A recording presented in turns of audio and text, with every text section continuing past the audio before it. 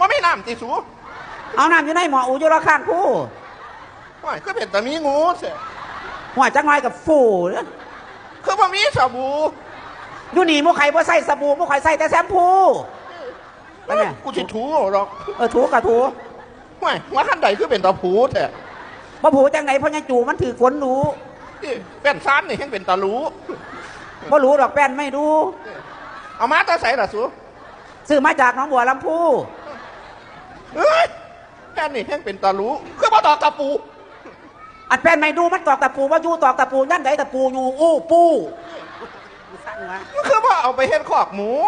ไฟเสียดายมันเป็นแป้นไม่ดูเกิดไผ่ละ1 คู่ไว้กับกู